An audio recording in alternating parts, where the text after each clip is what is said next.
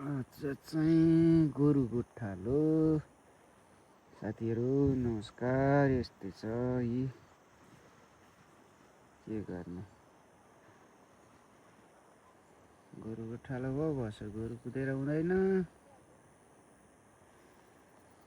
त्यो छेरेपा डाँडा हो त्यो, त्यहाँदेखि उतापट्टि साउनी पर्छ। अझै अझै ल्याइदिउँ न आठमा यो छेरेपा डाँडा, त्यहाँदेखि उतापट्टि साउनी छ। म चाहिँ त्यही छेरेपा डाँडाको काखमा बसेर चाहिने छ।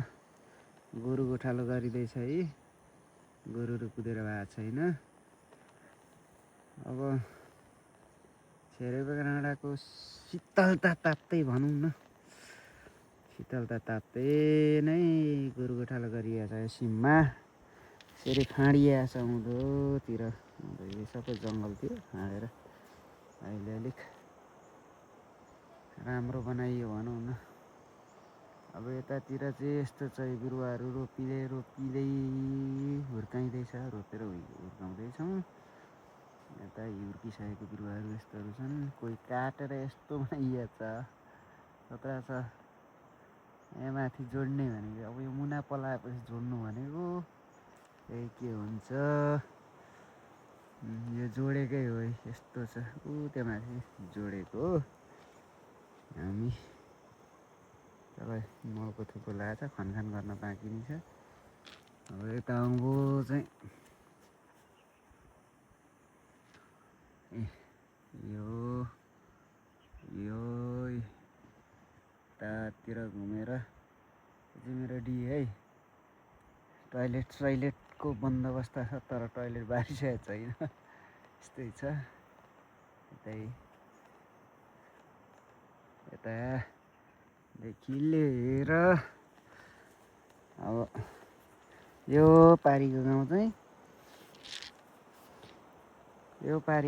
बैदा गाउँ। यो सडना नगरपालिका 4 पर्छ होला जस्तो लाग्छ मलाई, 4 होला। यो माथिको डाँडालाई खास चाहिँ निगुरी भन्छ, कामी चौतारा पनि भन्छ यो माथिकोलाई। त्यहाँदेखि सिधा ऊ जाँदाखेरि माथिको गहिरालाई चाहिँ बैदार भन्ज्याङ भन्छ। त्यहाँदेखि उता साम्पाङ पनि जान्छ, सत्तल झर्छ। उता उँभो गयो भने भोजपुर जाने बाटो अथवा मुदुम मार्गतिर पनि जान्छ। हो दिङला चाहिँ फेरि यस्तरी आएर यो साइडमा पर्छ है। दिङला चाहिँ यो डीले छेल्यो होला होइन। यो पारिको गाउँ भनेको साङ्ग्राङ पर्छ त डाँडातिर, माथि केराबारी मगर गाउँ भन्छ। यता घले गाउँ त्यो माथिकोलाई भन्छ है। घले गाउँ देखियो कि देखिएन, घले गाउँ त्यो हो। हाम्रो चाहिँ यो ठाउँलाई ल्याङगाउँ भन्छ। बस्ती बिस्तारै छ यता, यहाँ उँधो सबै भिर छ यहाँ उँधो। हामी चाहिँ यस्तोमा काम गरेर बसिया छ, के गर्नु, दुःख पाइया छ। के काम नगरे पनि के गर्नु र है। दाजुहरू गोरु गोठालो गोरु यस्तो छ, जुत्ता कुदेको छ, यत्रो छ। किन्न चाहनु हुनेलाई पनि बेच्दैछु है। यो गोरु चाहिँ के गर्नु, बाछा गोरु हो, आफू जोतिँदैन, जोत्ने ट्र्याक्टर छ। अब यो चाहिँ मलको लागि पालेको थियो, एकदम यो लाडला पल्टेर राम्रै कुदेकै गर्छ, के गर्छ। र यस्तै कालो छ, एउटा सिँदुरे छ, एउटा फुल्ली कालो छ। ल साथीहरू किन्नुहुन्छ भने कसैलाई चाहिएमा मेरो भिडियो हेरेर आउनु होला भन्न चाहन्छु। अब दाजुले पनि खोल्नु भएछ माथि बस्तु कता, यहाँ माथि दाजुको घर यहाँ हो। यो चाहिँ दाजुको गोरुहरू। अब यता पनि काका सिरीले लगाएको कता छौ यहाँ कहाँनिर हो भिडियो आयो नि त ल यो दाना घारी चाहिँ काका सिरीले लगाएको है यो मेरो गाउँको काकाले लगाएको हो यो पनि उहाँकै हो यहाँ छेउदेखि चाहिँ मेरो यता पर्छ हेर्नु यहाँ यो सिमानादेखि यता मेरो पर्छ भनौँ यो पारी पनि दाना लगाउनलाई लडाएको छ है जङ्गल यसरी काटिएको छ यो सबै रुद्राक्ष रोप्नको लागि काटेको अब यसलाई पछि अब आगो लगाएर डढाएर चाहिन्छ यसलाई एकदम उर्वरा जमिन बनाएर अनि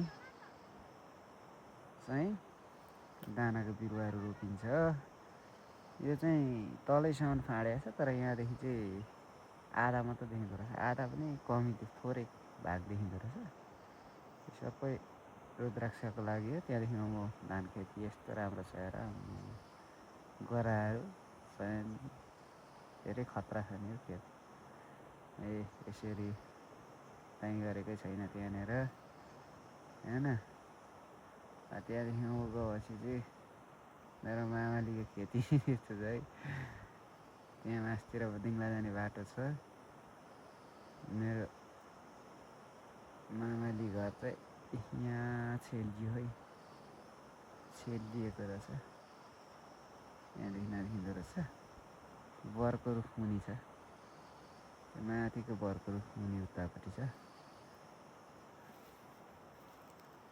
अब यता मेरो मामाले फाँड्नु भएको पनि देखाइदिउँ भनेको थियो दानाले छेले छ ल यस्तै छ मेरो चाहिँ बिरुवाहरू कत्रो सानो सानो छ एउटा त्यहाँ छ अब अर्को यो ओरतिर छ है अर्को अलिक तलतिर छ अलिक परतिर छ अर्को अलिक तलतिर छ त्यहाँ यहाँ ओरतिर छ है यहाँको कलम छ गोरुले टुप्पो खाइदिइहाल्यो अनि यो ओरतिर पनि छ यहाँ पनि छ आएर यहाँको चाहिँ टुप्पो सबै खाइदिएछ साँडेले के गर्नु नहुने भनेर खाइदिइहाल्दैछ टुप्पो जति खाइदिइहाल्दैछ ग्राफ पनि थियो बार नराम्रो हुने पो हो कि भन्ने लागिरहेछ यो पनि यता छ अरूतिर पनि छ अलिअलि रोपिएको यो चाहिँ अब मेरो इन्डियाको लागि सातमुखीहरू रोपेको छु कण्ठहरू सातमुखी मुदारहरू फल्ने अब यो भागतिर चाहिँ यो फाँडेको भागतिर कता गयो बाँसघारी भइगयो बाँसघारी यहाँदेखि उता फाँडेको भागमा फेरि बिरुवा लाउनु पर्ने छ त्यही भएर फाँडेको मेसिनले फाँडेको मेसिनको दाँतै गइगयो दङ्गै अर्को दाँत किनेर ल्याउनु पर्ने छ फेरि फाँड्नलाई यहाँदेखि उता तलैसम्म फाँड्नु पर्ने छ यो तलको यो यो देखिएको साज ढालेर त्यता आदिउँको रुखहरू सब फाँडेर अर्को नयाँ रुख लाउनु पर्ने छ त्यही भएकोले यसले फाँड्ने मान्छे पनि भेटिएको छैन अब बिस्तारै फाँड्ने मान्छे पनि खोजेर खेताला खोजेर खेताला लगाउनु पर्ने छ मेसिनले मात्र एक्लैले पार लाग्दैन होइन अल्छी लाग्दो रहेछ एक्लैले काम गर्नुलाई साह्रो झ्याउ मेरो गोरु चाहिँ अब यता र उता कुदेर कहाँदेखि कहाँ आइपुगिसक्यो हेर न एउटा माथिल्लो कानलाई कुदिसक्यो उँभो कुद्न थालिसक्यो यो के एक ठाउँ बस्दैन ल साथीहरू यस्तै छ मेरो चाहिँ आजको काम भनेको यसो गोरु हेर्ने यसो टक्लाक टुक्लुक अलिअलि काम गरेँ त्यस्तै छ ल साथी हो आजलाई बाई आजको दिनचर्या यस्तै छ।